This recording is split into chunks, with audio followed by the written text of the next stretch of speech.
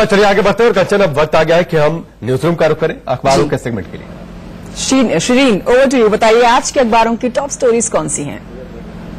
बहुत शुक्रिया आपका कंचन, साथ ही राकेश आपका भी। तो चलिए शुरुआत कर लेते हैं दैनिक भास्कर के साथ कि आखिर दैनिक भास्कर ने आज किस खबर को प्रमुखता से छापा है अपने न्यूज़पेपर में। तो जो सबसे पहली खबर है वो छत्तीसगढ़ में मचे हुए सियासी संग्राम से जुड़ी हुई है। छत्तीसगढ़ में अब चूंकि वक्त बहुत कम बचा है इलेक्शन को लेकर, तो ऐसे में हर पार्टी, खासतौर से कांग्रेस और बीजेपी जुटी हुई है अपने अपने उम्मीदवारों के, अपने अपने प्रत्याशियों के समर्थन में।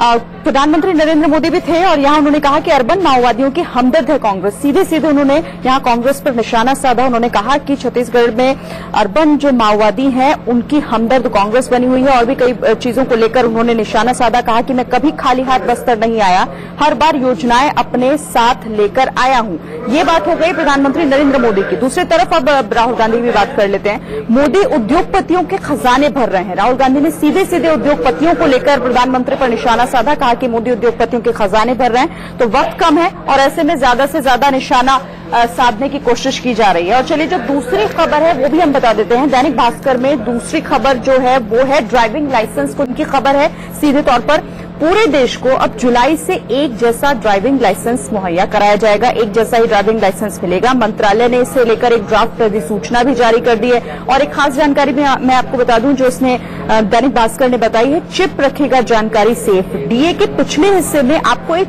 चिप लगी हुई मिलेगी और ये चिप यूनिक नंबर होगा। इस पर हर कार्ड का भी एक यूनिक नंबर होगा। चालक की विशेष तरह के वाहन चलाने की योग्यता भी उसमें होगी। तो कई तरह की खासियतें हैं इसमें। स्मार्ट डीएल की खासियत सूचनाएं सामने की तरफ ही नहीं बल्कि पीछे और चिप में भी रहेंगी। इसमें ब्लड ग्रुप, अंगदाता है या नहीं और लाइसेंस वैधता की सूचना डीएल के सामने वाले हिस्से में होगी। तो ये बहुत बड़ी खबर है और एक जैसा लाइसेंस, ड्राइविंग लाइसेंस अब पूरे देश भर को मिलने जा रहा है। तो दो बड़ी खबरें दैनिक भास्कर की हो गई। चलिए अगली खबर का रुख कर लेते हैं। अगला न्यूज़पेपर मेरे पास जो है वो हिंदुस्तान है। हिंदुस्तान ने आखिर कौन सी खबरों को प्रमुखता दी, अब जरा उस पर भी नजर डाल लेते हैं। पहली खबर छत्तीसगढ़ से, क्योंकि चुनाव में वक्त बहुत कम रह गया है और कमान अब संभाल ली है एक तरफ प्रधानमंत्री मोदी ने तो दूसरी तरफ राहुल गांधी ने।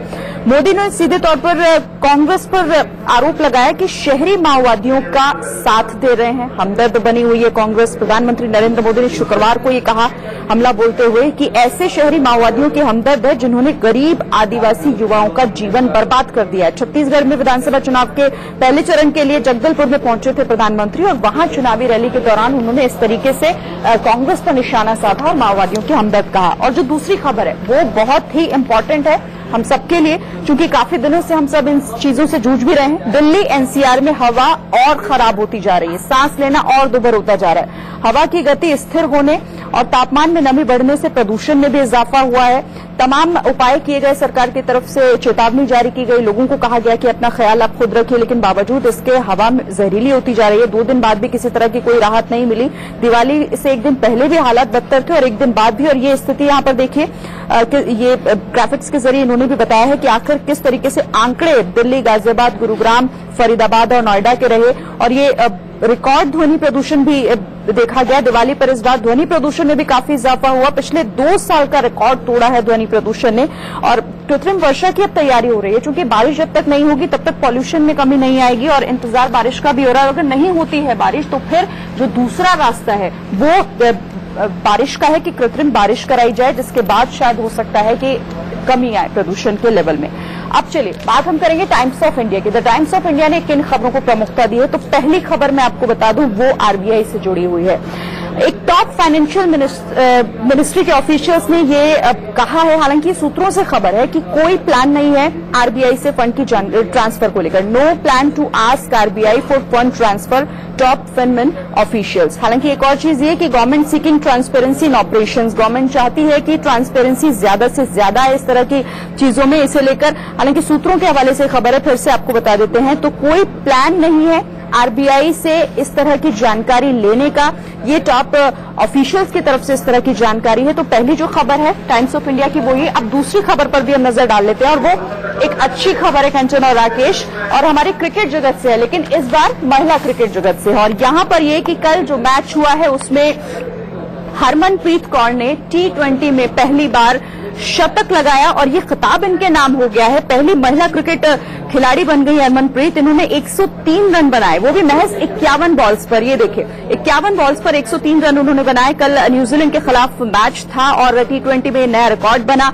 134 रन की साझेदारी हरमनप्रीत और जेमिना रोड्रिग्स ने की है कल जो मैच हुआ, और इस तरीके से उन्होंने ये मैच अपने नाम कर लिया और इसमें हरमनप्रीत का एक बड़ा योगदान रहा। तो ये दो खबरें द टाइम्स ऑफ इंडिया की थी जिन्हें प्रमुखता दी गई है। अब अगले न्यूज़पेपर की तरफ अगर मैं बात करूं तो वो मेरे पास है हिंदुस्तान टाइम्स, और हिंदुस्तान टाइम्स में कौन सी खबर है आइए उसका रुख कर लेते हैं। हिंदुस्तान टाइम्स में जो पहली खबर है वो दिल्ली एनसीआर में जो प्रदूषण लगातार लोगों के लिए मुसीबत बना हुआ है, सांस लेना मुश्किल होता जा रहा है, उसे लेकर दिल्ली अब कोहरा भी हो रहा है चूंकि ठंड का मौसम भी आ रहा है, लेकिन पॉल्यूटेड बहुत ज्यादा हो गई। Delhi in for foggy polluted weekend as farm fire spike. लगातार पॉल्यूशन बढ़ रहा है और गवर्नमेंट कोशिश भी कर रही है कि इस पर काबू पाया जाए, लेकिन वो हो नहीं पा रहा है। जो आंकड़ा है वो लगातार बढ़ता जा रहा है। Government agencies warned in a sharp deterioration in Delhi's air quality from its already very poor levels in the coming days after farmers in Punjab. यानी कि पंजाब हरियाणा के जो पराली जलाने की जो खबरें आ रही थी वो लगातार बढ़ रही हैं और इसकी वजह से प्रदूषण में इजाफा भी बहुत ज्यादा होता जा रहा है। तो ये पहली बड़ी खबर है टाइम्स ऑफ इंडिया की। दूसरी खबर श्रीलंका की है। श्रीलंका में जिस तरीके से राजनीतिक संकट बना हुआ है उससे जुड़ी हुई है। Sirisena dissolves SL parliament. Sirisena इन्होंने पार्लियामेंट भंग कर दी है क्योंकि वहां पर पहले से ही राजनीतिक संकट था। प्रधानमंत्री को बर्खास्त करने के बाद अब ये दूसरा कदम कि पार्लियामेंट को भंग कर दिया गया है, यानी कि अब जल्द ही वहां पर इलेक्शन होंगे और इसे लेकर तारीख का भी वहां पर ऐलान हो गया है। फ्राइडे ये किया गया, यानी कि शुक्रवार को डिसॉल्व कर दी गई है और अब अगले इलेक्शन की तैयारी वहां पर जल्द से जल्द हो रही है। तो श्रीलंका के प्रेसिडेंट ने ये ऐलान किया था कि अब भंग कर दिया गया। इससे पहले प्रधानमंत्री को वहां पर बर्खास्त किया गया था। यानी कि राजनीतिक संकट तो बरकरार है, लेकिन अब नहीं रहा, इलेक्शन की खुली है और इलेक्शन होने के बाद ये देखा जाएगा कि आखिर अब वहां पर किसके हाथों में सत्ता जाती है। तो ये तमाम अखबार थे और उनकी सुर्खियां थी कंचन और राकेश। शुक्रिया शिरीन ने बताया फटाफट कि किस तरीके से अखबारों की बड़ी सुर्खियां क्या है, बड़ी खबरें क्या है। और कंचन